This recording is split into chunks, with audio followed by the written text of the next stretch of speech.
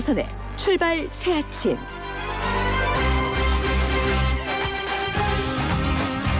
안녕하십니까. YTN 라디오 황보선의 출발 새 아침 황보선입니다. 윤석열 검찰총장이 대선 후보 여론조사에서 1위로 올라섰는데 이걸 두고 여당은 당혹해하고 제1야당은 평가절하하는 모습도 보입니다. 또 이를 두고 깜짝 1위다, 착시 효과다, 윤 총장은 야권 아니고 여권 인사 중 1위를 한 것이라는 등 해석도 논란도 참 많습니다. 음주운전 처벌을 강화한 이른바 윤창호법 시행에도 불구하고 이 범죄 끊이지 않고 있습니다. 음주운전은 타인의 목숨을 앗아가고 자신의 인생도 망치는 분명한 범죄죠. 처벌을 얼마나 세게 만들어야, 또 뭐가 바뀌어야 이게 사라질까요? 오늘 이 문제들 짚어보겠습니다. 2020년 11월 13일 금요일 YTN 라디오 황보선의 출발 새 아침 시작합니다.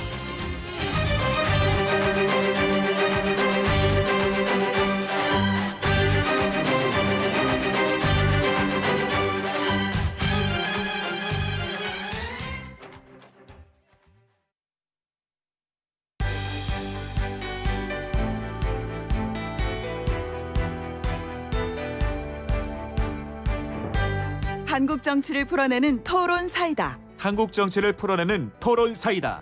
YTN FM 출발 새 아침. 여의도 중계석.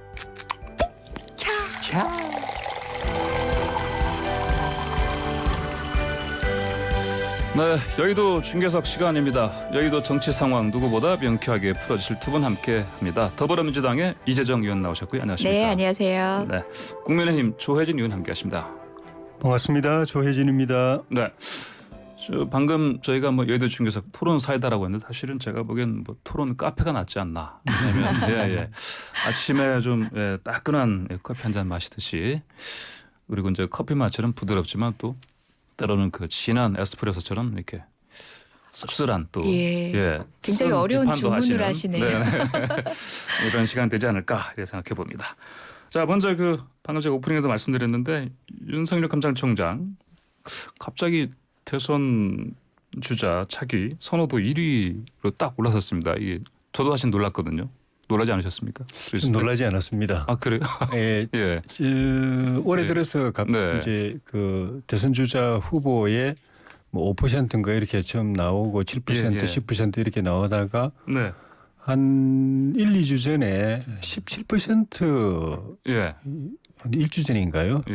그렇게 나와서 다시 한번 뉴스가 됐었습니다. 3강 구도냐 아니냐 이런 일이 이야기했었는데 그때 토론에서 제가 이러면은 조만간에 1위가 될 수도 있겠다고 이야기했는데 그게 반신반의하면서 한 이야기였거든요. 근데 가능성은 있다고 봤어요. 그 추세를 볼 때, 또 여러 가지 정치 상황을 볼 때 그랬는데 1위로 올라갔죠. 그 보면은 중도층들에서 윤석열 총장을 지지하는 여론 지지율이 많았던 걸 보면은 정부 여당에 대해서 좀 실망해서 이 부동층으로 돌아선 이런 계층에서 그 불만이 윤석열 총장에 대한 기대로 좀 옮겨간 거 아닌가 하는 그런 측면이 있고 또 층으로 보면 보수층 또 저희 당의 지지층들 가운데서 그쪽으로 지지를 보내고 있는 여론들이 좀 보이는 것 같습니다. 네, 그러니까 이제 이거는 최근의 추세를 봤을 때 예측할 수 있는 그런 지표다. 왜냐하면 정부 여당이 이제 부양시킨 결과 되는데 정부 여당이 그걸 딱 스톱시켜 버리면 더 이상 부양이 안 될 수도 있는데 더 세게 공격을 하는 걸 보고 그런 추세면은 더 올라갈 수도 있겠다는 생각이 들었던 거거든요. 정부 여당이 더 이 상황을 결국은 성사되는데 공헌을 했다 이렇게 보시는 겁니까? 계속 그렇게 하면 계속 더 올라갈 수도 있을 것 같습니다.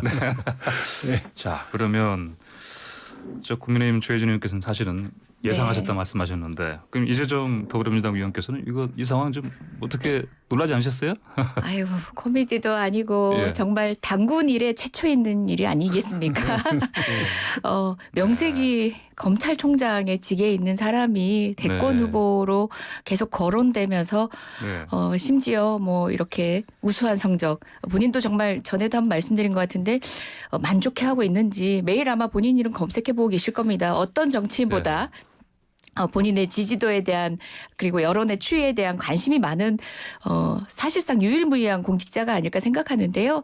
이 상황 자체가 사실은 한국의 정치도 그리고 또 한국의 사법기관도 어디에 와 있는지 현 주소를 보여주는 거죠. 저는 이 수치를 보고 평가를 하시더라고요.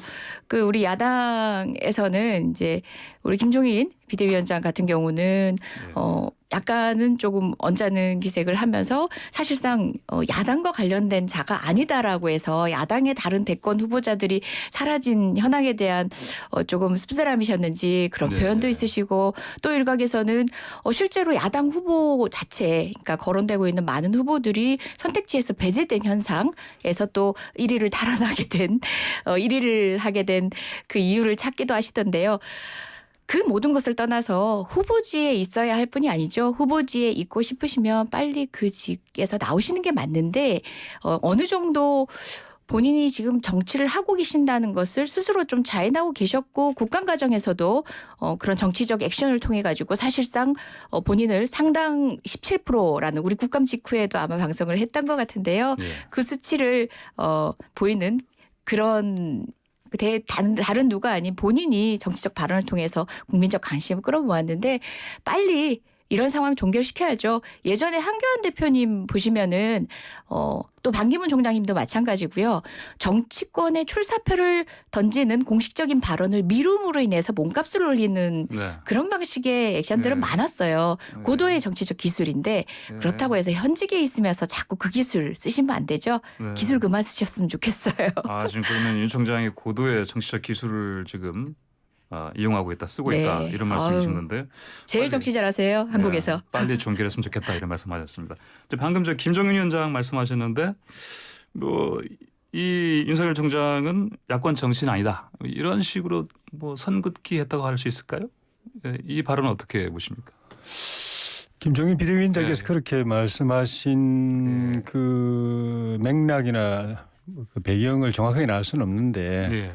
일단 객관적인 그러니까 그 정부 여당 후보 중에 한 사람이다 이렇게 말씀하신 것 같거든요. 현재 공직에 있고 대통령이 임명한 직책에 있기 때문에 정부 여당 후보 그러니까 이낙연, 이재명, 윤석열 이 세 사람은 정부 여당 여권 후보로 분류해야 된다는 말씀을 하신 것 같은데 일단 좀 전에 말씀드린 대로 윤석열 총장을 지지하는 계층이 보수 측 보수 진영, 보수 성향을 가진 국민들, 그리고 정당으로 보면 국민의힘을 지지하는 국민들, 그리고 과거에 문재인 정부를 지지했다가 실망해서 떨어져 나와서 관망세에 부동층으로 있는 중도층들, 현 정부에 대해서 불만이 있는 계층들이 주로 윤석열 총장을 지지하는 걸 보면은 본인이 스스로를 내가 여권이다 야권이다 어느 쪽으로 생각하는지는 이제 밝혀진 바 없지만은 적어도 지지하는 계층들은 범야권의 지지자들이 그 속한 성향을 가진 국민들이 윤석열 총장을 지지하고 있는 건 객관적 사실이고 그 기준으로 해서 분류하면은 이건 범야권 후보인 것이고 다만 이제 김종인 비대위원장께서 그렇게 말씀하신 거는 그 비대위원장 입장에서 보면은 본인이 책임지고 있는 이 당에서 본인이 책임지고 대선 후보도 길러내고 또 후보들의 지지율도 올려주고 해야 되는데 그게 안 되는 상황에 대한 어떤 그 당혹감 같은 것도 있을 수가 있고 혹시라도 이렇게 지지율 높게 올라갔다가 나중에 여권에서 낚아채가지고 진짜로 여당 후보가 돼버리면은 우리는 진짜 이건 정말 이게 참 망연자실한 상황이 될 수도 있다는 그런 것까지 생각을 하셨는지 하여튼 섣불리 야권 후보로 분류하는 걸 좀 부담스러워하시는 건 사실인 것 같습니다. 야권 후보로 분류하는 거 부담스러워하는 부분 이 여러 가지 맥락을 짚어주셨습니다. 이재정 의원께서는 이 발언 어떻게 보십니까? 제가 그 진지한 토론을 해야 되는데 잠깐 코미디 해도 되나요? 그러니까 흡사 이런 이야기 자체가 누가 줄라 그러면 넣어도 할 때처럼 서로 기피하는 정치권에서 기피하는 어떻게 보면 환호해야 될 수치를 갖고 있는 자원임에도 불구하고 예. 서로 정치권에서 서로 넣어두세요 하는 정도로 갖기 싫어하는 존재인 양 예. 보여지는데 그처럼 정치 영역에 나와서는 안 될 분이 나와서 이런 수치를 보이고 있다 보니까 여야가 네, 예. 공히 그런 발언 네. 하게 되는 것 같은데요. 저는 이제 야권 입장에서는 어찌되건 간에 이제 후보군들을 또렷하게 못 내고 있는 상황에서 예, 말씀하신 뭐 분석에는 동의합니다. 사실은 정치인이 정치적 이제 쟁점, 진짜 국민들이 관심을 갖고 어떻게 보면 국민 간에 선명한 어떤 다른 의견들이 있는 것들을 잘 조화롭게 조합해내면서 정치 영역에서 드러내야 되는데 그것들을 못하고 있는 현 주소를 드러내는 것 같아서 조금 아쉽고요. 저는 야권에 정말 대안적 후보가 등장하길 바라고 윤석열이 과연 야권 후보로 합당한가에 대해서는 저도 부정적입니다. 왜냐하면 지금 현재 야당 어떻게 보면 극복해야 될 걸 수도 있는데 박근혜 전 대통령에 대한 어떤 감정적인 이제 자녀 그 세력들의 어떤 지지 분명히 있거든요. 그래서 그런 지지층과 어떤 방식으로 정리할 건지 어떻게 설득해낼 건지의 문제가 윤석열이라는 당시 박근혜 대통령 수사를 지휘했던 사람에 대한 이제 비호감으로 있을 텐데요. 그런 걸 생각하면 현실적으로는 어렵지 않을까 생각합니다. 예, 저 다른 발언 하나만 더 좀 네. 좀 짚어보고 넘어가겠습니다. 그 장제원 의원이 그 윤석열이 제1야당 집어삼킨다 이런 발언했습니다. 이 발언 또 어떻게 해석해야 되겠습니까? 그건 예. 두고 봐야 될 일인데 예. 그 윤석열 총장이 나중에 임기 마치고 나와서 정치를 할 것인지 정치권에 뛰어들는지 네. 대선에 뛰어들는지를 이제 봐야 될 일이고 이제 장 의원이 이야기한 거는 현재 지지율 분포상 예. 범야권 그 성향을 가진 국민들의 지지를 예. 본인이 이제 가져가는 형태가 되어 있기 때문에 나머지 우리 현재 뛰고 있는 국민의당 후보들의 지지 중에 일부를 가져가든가 네, 네. 아니면은 그 후보들이 이렇게 외연을 확대할 수 있는 공간을 그냥 막아버리는 그런 네, 결과가 된다. 현재는 그렇다라는 그런 의미인 것 같고요. 예. 근데 장기적으로는 윤석열 총장이든 누구든 간에 우리 야권의 입장에서는 정권 교체를 하기 위해서는 꼭 우리 국민의당, 네. 국민의힘이 소속의 그 주자들만 대통령 후보가 돼야 된다라고 고집해서는 저는 안 된다고 늘 생각을 해오고 있거든요. 예. 뭐 오래 전부터 제가 공개적으로 이야기했지만 다음 대선에서 정권 교체하려면은 예. 문재인 정부가 아닌 다른 정부를 희망하는 모든 세력을 하나로 모으는 게 핵심 키다. 네. 그러니까 범야권 또는 범중도 보수 대통합을 이루는 게 핵심이다. 그런 성향을 가진 국민들의 표를 하나로 모으는 게 핵심이고 그걸 대변하고 있는 후보들을 정당을 초월해 가지고 하나로 단일화하는 게 선거연대 후보 단일화하는 게 핵심이다라고 늘 생각하고 있기 때문에 예. 만약에 나중에 윤석열 총장이 임기 끝나고 이제 정치를 하고 대선에 뛰어들 경우에 그게 범야권 후보로 확실하게 이 분류가 된다면은 예. 그것까지 다 끌어모아서 하나로 만들어야 되는 거죠. 그러면 이건 어제 안철수 국민당 대표가 했던 뭐 혁신 플랫폼 예. 과 비슷한 맥락의 좀 말씀이신 것 같아요. 예, 안철수 네. 후보도 예. 뭐 서울시장 나가느냐 대선 나가느냐 네. 가지고 논란이 많았는데 예. 어느 쪽이든 서울시장 후보로 나가도 그렇고 대선 후보로 나가도 예. 범야권 또 후보 통합 후보의 이 대열에 같이 참여시키는 게 저는 중요하다고 생각합니다. 예. 자, 지금 방송 들으시는 분들 이제 누가 출연하시는지 궁금하신 분들 많을 텐데요. 지금 말씀해 주신 분은 국민의힘 조혜진 의원이시고 또 이제 바로 오른쪽에는 또 더불어민주당 이재정 의원 함께 토론하고 계십니다. 자, 유튜브에서 YTN 라디오 검색하시면 지금 저희 방송을 듣고 또 보실 수도 있습니다. 그리고 잠깐 아까 제가 좀 윤석열 총장 그 일이 나온 것 관련해서 이 조사 관련해서 잠깐 안내 좀 하겠습니다. 이 여론조사는 그 한길 리서치가 지난 10일에 발표한 것인데 지난 7일부터 9일까지 전국 만 18세 이상 유권자 1,022명 대상으로 조사한 것이고요. 응답률 3.8%, 표본 오차 95%의 신뢰 수준에 플러스 마이너스 3.1%포인트입니다. 자세한 조사 결과는 한길 리서치와 중앙선거 여론조사심의위원회 홈페이지를 참조하시면 됩니다. 자, 이어서 이재정 의원님 의견 좀 드려야겠습니다. 예. 방금 말씀드린 거. 네. 좀 비슷한 취지의 이야기가 계속 뭐 예. 저는 할 수밖에 없는 것 같은데요. 예.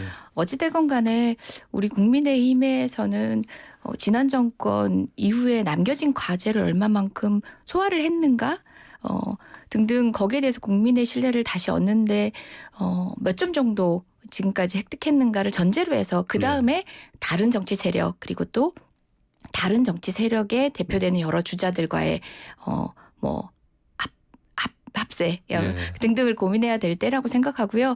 그런 의미에서 지금 뭐 거론되는 다양한 정치 재편의 얘기는 저한테는 좀 약간은 공허하게 들려서 네. 잠시 죄송합니다만 토론 도중에 잠시 느슨한 생각을 하고 있었습니다. 무슨 생각했냐면요. 윤석열 총장이 지금 국민의힘 또는 뭐 또 다른 지지 세력이 아니라 무엇보다 제3당이다. 검찰당이다. 예. 그 말 괜찮은데? 그야말로 지금 예. 우리 정치사에서 굉장히 이슈를 리드해가는 것은 검찰당, 그러니까 우리 민주당, 국민의힘을 떠나서 예. 이제 검찰당한테 계속 휘둘리는 느낌? 있거든요. 검찰당이 때로는 그 무기를 가지고 국민의힘이나 민주당을 이렇게 또 연합의 세력으로 고민도 하다가 또는 누가 자기를 더 지지해 주는지에 따라서 연대를 맺을 그런 고민들을 지금 하고 있지 않을까 하는 생각을 또 잠깐 해봤습니다. 예. 그 정도로 지금 윤석열이라는 사람을 가지고 우리 제1야당 그리고 또 우리 집권당이 이런 토론을 하게 되는 것 자체가 여전히 씁쓸합니다. 알겠습니다. 좀 씁쓸한 토론은 여기까지만 하고요. 네. 다음 주에 넘어가겠습니다. 추미애 법무장관이 대검찰청 감찰부에 정진웅 광주지검 차장검사 기소 과정 이거 조사하라 이렇게 지시했습니다. 뭐 이른바 또 한동훈 방지법도 낸다고 얘기했는데 이거 어떻게 보셨습니까? 뭐 추 장관님이 취임하시고부터 지금 상식에 어긋난 검도를 벗어난 또는 도저히 이해가 되지 않는 발언을 한두 번이 아니고 연일 해가고 계시기 때문에 놀랄 일도 아니지만은 이 발언은 추 장관님이 법무 검찰 행정의 최고 책임자라는 거 또 판사 출신이라는 거를 생각하면은 더더욱 이거는 그냥 갈 때까지 가는 것 아닌가 하는 생각이 들어요. 그러니까 일단 기소에 대해서 잘했는지 못했는지 감찰하라는 건데 감찰이란 거는 위법 또는 부당한 행위가 있을 때 감찰하는 거지. 일선의 검사가 기소하거나 불기소하는 것이 잘했냐 못했냐 이거를 감찰하면은 어떤 검사도 모든 검사가 다 감찰 대상이 될 수가 있는 겁니다. 감찰은 그런 거 하라고 있는 게 아니고 감찰 규정에도 어긋나는 것이고 그거는 정진웅 저 차장을 어떻게든 좀 비호하고 그 지금 이제 재판 진행 중인데 이걸 어디 공소 유지가 좀 어렵게 만들어 가지고 좀 도와주고 싶은 생각에서 하는 것 같은데 그거는 어떤 정진웅 차장이 현직은 차장 검사지만은 또 이제 재판을 받는 피고예요. 피고를 법무장관이 비호한다는 거는 법치의 수호자인 법무장관이 그걸 비호한다는 것 자체가 말이 안 되고 또 한동훈 그걸 하기 위해서 또 한동훈 무슨 법이란 걸 또 만든다는 건데 비번 푸는 거요? 그러면 그거는 헌법에서 보장되어 있는 방어권을 이거는 부인하는 겁니다. 한동훈 검사장이 비밀번호를 악의적으로 감추었다고 이야기하는데 이거는 그 비밀번호를 감출 수 있는 그 권한을 부여한 헌법을 악의적인 헌법으로 만드는 겁니다. 그래 되면은 아시는 것처럼 조사를 받는 사람은 누구나 자기 일에 관해서는 진술도 안 할 수도 있습니다. 그리고 선서하지 않고 자기 방어를 할 수 있는 것이고 방어할 수 있는 모든 권리를 헌법에다 보장해 두었습니다. 이걸 가지고 방어하면은 이제 처벌하겠다는 게 추미애 장관이 지금 만들으라고 하는 법이거든요. 위헌이기 때문에 되지도 않겠지만은 정말 이 상식을 벗어난 지시를 하셔가지고 지금 저뿐만 아니라 법조계에서 난리 난 것 같습니다. 상식을 벗어난 지시다. 이재정님께서 어떻게 보십니까? 좀 이제 지금 계속되고 있는 논의들 큰 틀에서 봐야죠. 그러니까 정진웅 검사에 대한 기소 자체가 어떤 과정에서 이루어졌는지 한동훈 검사장의 그야말로 그러니까 위법한 행위에 대한 수사 과정에서 일어났었고 관련한 이제 행위가 적절했는지 여부에 대한 수사를 주임 검사가 하고 있었는데 기소 여부 판단 역시도 맞습니다. 그러니까 존중되어야 하는데 그 주임 검사 수사를 직접 직관했던 이제 주임 검사의 판단을 넘어선 그 상급자에 의해서 전격적으로 기소됐다라는 의혹이 제기되고 있는 과정이었습니다. 이 모든 게 뭐겠습니까? 추미애 장관님 때로는 에너지가 많이 들어간 메시지들이 지금 계속 나오고 있습니다. 늘 그렇잖아요. 그러니까 자연스럽고 편안하게 되는 이런 목소리는 듣기 좋은데 갑자기 힘주게 되고 그러니까 날카롭고 대립하는 목소리는 국민께 불편하기 마련입니다. 그런데 그런 목소리가 왜 나오게 됐는지를 들여다볼 필요가 있는데 지금 현재 정말 8부 능선, 9부 능선을 넘어서고 있는 검찰개혁에 대한 검찰의 강력한 저항에 부딪히면서 누구도 가려하지 않았던 법무부 장관의 자리를 자임해서 갔던 그 추미애 장관 힘겨운 싸움을 하고 있는 과정 중에 일어난 일들입니다. 물론 지금 얘기하고 있는 한동훈법 저는 이 법안에 대해서 목소리를 내시는 분들 물론 꾸준히 목소리를 내오셨던 이제 헌법적 가치의 중요성에 대해서 목소리를 내오셨던 분의 비판의 지점들은 저도 동감합니다. 그런데 느닷없이 인권에 평소 관심 없던 분들이 헌법적 정신에 추철한 걸 보고 제가 좀 놀라지 않을 수 없었는데 저야말로 변호사로 검찰을 주 거래자로 오래간 법정을 드나들었던 사람인데요. 검찰이 어땠는지 아십니까? 정말 피의자가 비밀번호를 알려주지 않았다는 이유로 기소의 증거로 들이밀던 우리나라 대한민국 검찰입니다. 그리고 또 그런 걸 전제로 해서 헌법적 원리를 무시해가면서 정말 간첩 사건도 둔갑시켜서 오늘 아침 뉴스를 보니까 우리 유우성 씨 같은 경우는 국가배상 받는데요. 하나도 변한 적 없고 반성한 적도 없는 검찰입니다. 그런 검찰이 느닷없이 자신을 보호하기 위해서는 온갖 헌법과 정말 여러 가지 인권에 대한 인권 지킴이를 자처하고 나선 이런 상황들은 하나하나의 논쟁을 가지고 논박하기보다는 저는 전체 그림 하에서 지금 검찰의 수장이 왜 정치권에 그 대권 후보로 거론되고 있고 또 이런 여러 가지 잡음과 이제 어떤 날선 공방의 상황들이 왜 벌어지고 있는지 국민들도 그 주소를 잊지 않고 지켜봐야 된다고 생각하고요. 네. 우리 역시도 그 논박이 세부 논쟁에 국한되어서는 안 된다는 생각을 하고 있습니다. 이재정 의원께서는 이제 큰 틀로 이걸 좀 봐야 된다 이런 말씀을 주셨습니다. 자, 광고 잠깐 듣고요. 계속해서 2분 40초 정도 광고 듣고 조혜진 의원, 이재정 의원과 계속 토론 이어가도록 하겠습니다. 파주 센트럴밸리 산업용지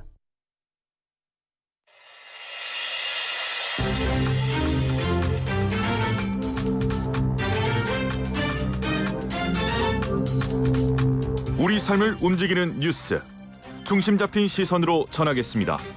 황보선의 출발 새아침. 네, 황보선의 출발새 아침 2부 시작합니다. 국민의힘 조혜진 의원과 더불어민주당 이재정 의원과 함께 토론하고 있습니다. 자, 광고 전까지 지금 한 9분 남았습니다. 좀 더 빠르게 스피디하게 진행하겠습니다.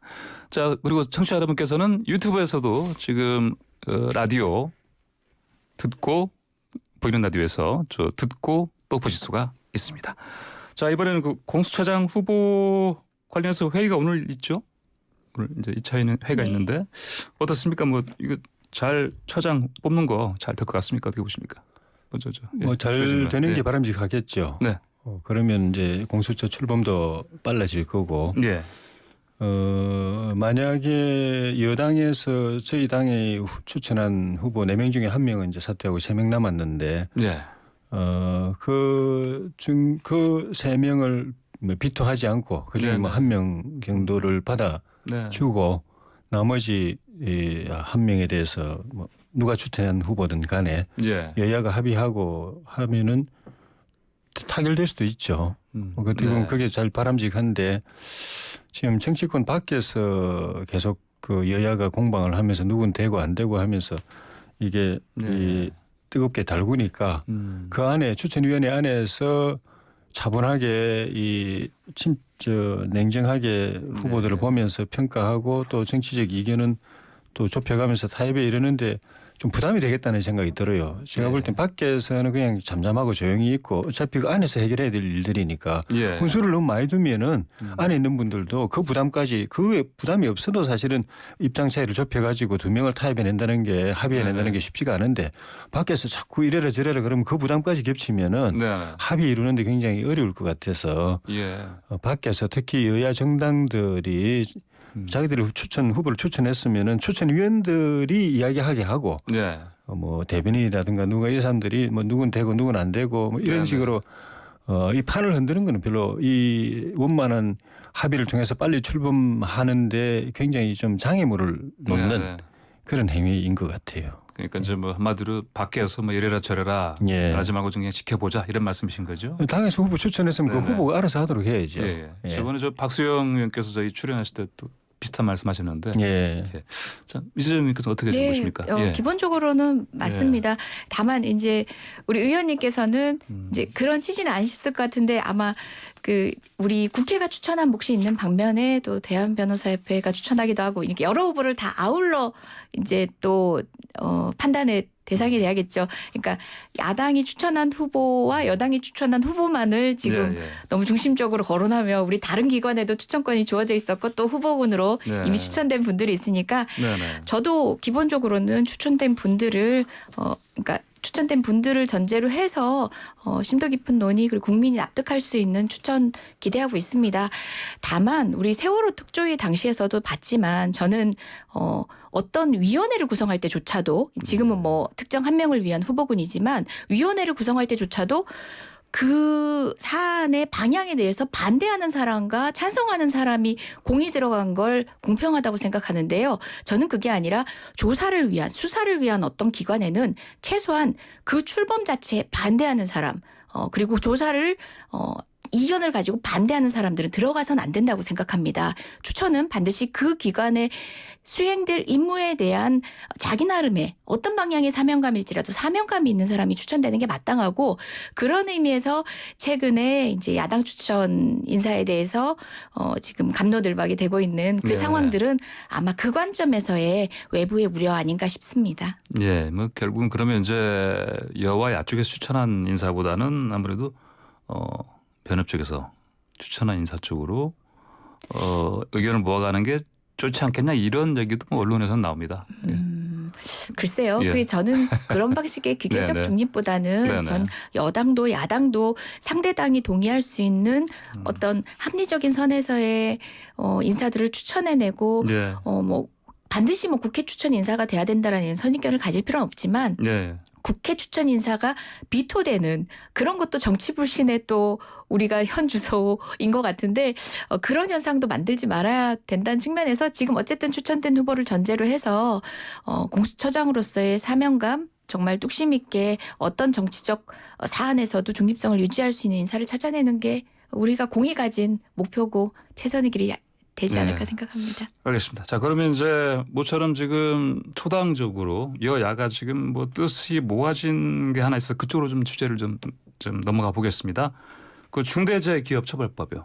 이거 보니까 뭐 정의당이 먼저 발의를 했었고, 그다음에 박주민 의원 했었고, 그다음에 국민의힘 쪽에서도 같이 연대하겠다 이런 뜻을 밝힌 것으로 알고 있습니다. 또 김정인 위원장도 뭐 이런 부분은 뭐 초당 차원에서 같이 하자 이렇게 말씀하셨고요. 이 상황 좀 어떻게 보고 계십니까? 이거는 이제 정의당이 20대 때 발의했다가 잘 안 됐던 법안인데 근로 현장에서 근로자들이 중대재해를 당하는 일이 계속 벌어지고 제도 개선을 하고 또 관행도 바꾸고 이렇게 한다고 그러는데도 별로 달라지는 게 없으니까 법을 통해서 좀 강하게 이걸 좀 규율을 하자 그런 취지이고 기본 취지에 대해서는 저희 당도 동의하고 입법 과정에 적극적으로 이제 참여하려고 이제 하는데 정의당은 그 여야 교섭단체와 정의당 이 3당이 같이 공조해서